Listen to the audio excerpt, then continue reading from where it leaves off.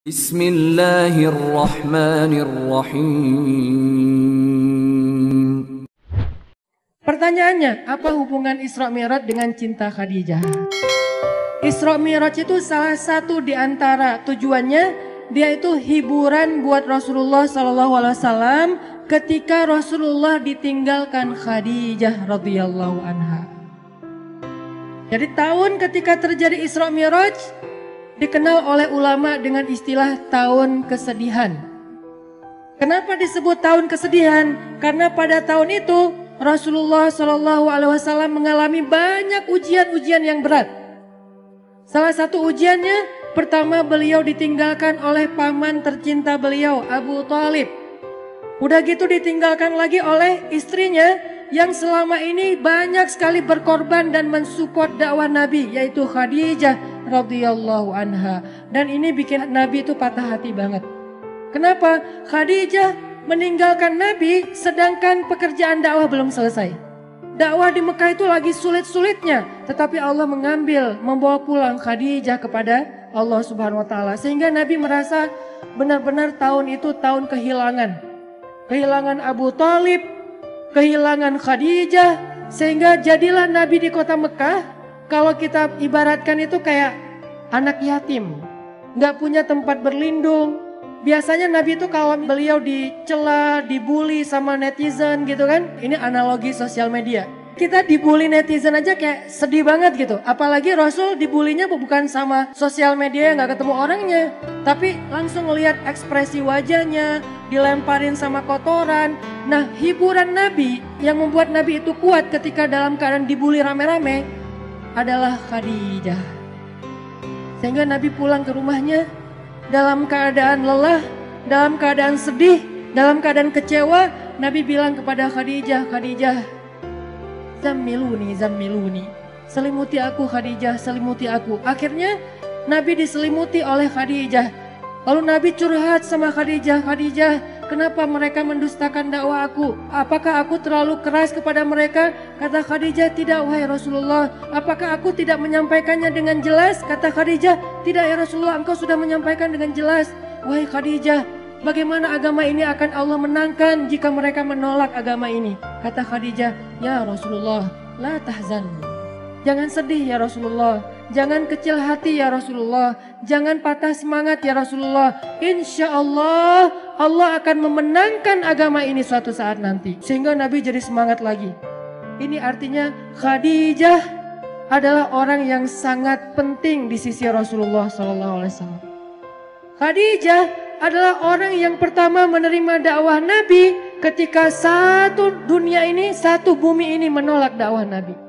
Khadijah orang yang pertama sholat di belakang Nabi ketika tidak ada yang mau sholat di belakang Nabi.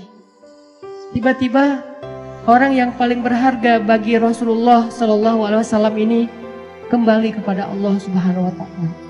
Sehingga Nabi merasa kehilangan, seolah-olah dunia ini gak punya siapa-siapa lagi. Sedih luar biasa. Abu Thalib pergi, Khadijah pergi.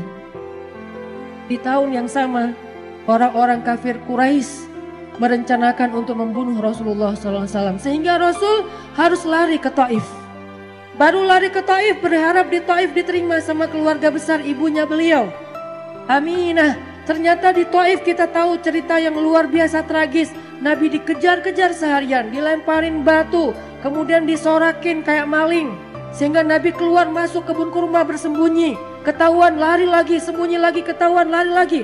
Sampai jidat Nabi itu kena lemparan batu dan berdarah. Seharian Nabi berlari karena dikejar-kejar sama orang di Taif. Udahlah, perasaan beliau sedang dalam keadaan kehilangan. Lagi patah hati banget kalau bahasa kita sekarang. Tiba-tiba dihujat rame-rame sama manusia. Ini berat banget buat Rasulullah SAW. Kondisi mental yang lagi down banget. Kondisi perasaan yang lagi nyesek banget kalau bahasa kita. Udah ditinggalkan orang tercinta, kemudian tidak ada lagi yang melindungi beliau dakwah di Mekah. Sekarang beliau di Taif diusir, dipukulin, dilemparin, dikejar, diteriakin maling. Sampai kemudian Nabi SAW bingung harus pulang kemana sekarang. Di Mekah beliau diancam, di Taif beliau diusir. Akhirnya Rasulullah SAW diam-diam masuk ke kota Mekah dan tidur di depan Ka'bah. Tidur sendiri di depan Ka'bah. Orang-orang Mekah udah pada tidur, masuk ke rumah mereka masing-masing.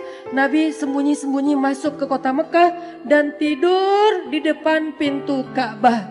Karena udah gak tahu harus pulang kemana. Benar-benar jadi kayak anak yatim lagi. Makanya Allah berfirman, Alam yajidka yatiman fa'awa. 2 kali Nabi ngerasain nelangsanya jadi anak yatim. Pertama nelangsa ditinggalkan ayah, ibu dan kakeknya. Kemudian nelangsa ditinggalkan paman dan istrinya. Sehingga Nabi SAW akhirnya tidur di depan Ka'bah. Sebetulnya bukan tidur, beliau sholat di depan Ka'bah. Minta pertolongan kepada Allah, ya Allah saya harus kayak gimana. Saya udah gak punya siapa-siapa. Khadijah yang paling saya cintai. Khadijah yang menjadi nyawa saya banget. Saya gak bisa hidup tanpa dia, sekarang udah pergi. Abu Thalib yang melindungi saya juga udah pergi. Bahkan perginya dalam keadaan tidak beriman lagi tuh. Saya pergi ke kampung ibu saya di Taif. Orang-orang yang ada di Taif juga mengusir saya. Kemana saya harus pergi ya Allah? Sujud Nabi panjang di Ka'bah. Sampai setelah selesai sholat, Nabi lelah seharian karena pelipis beliau juga berdarah. Akhirnya Nabi tertidur di depan Ka'bah meringkuk. Datanglah Jibril alaihissalam. Kemudian malaikat Jibril memanggil Rasulullah SAW sembari duduk di sebelah beliau dengan panggilan kasih sayang, dengan panggilan yang kasihan. Ya Rasulullah, Nabi masih tidur. Ya Rasulullah, Nabi masih tidur. Ya Rasulullah. Akhirnya Nabi bangun. Jibril, kata Jibril, ya Rasulullah, Allah mengundang Rasulullah untuk melakukan perjalanan ke langit. Ketika Nabi dalam keadaan down, ketika Nabi dalam keadaan drop, ketika Nabi dalam keadaan nelangsa, dalam keadaan lemah, maka Allah Subhanahu wa taala memanggil Nabi ke langit. Ya Rasulullah, Allah memanggil Nabi untuk bertemu. Allah memanggil Nabi untuk naik ke langit.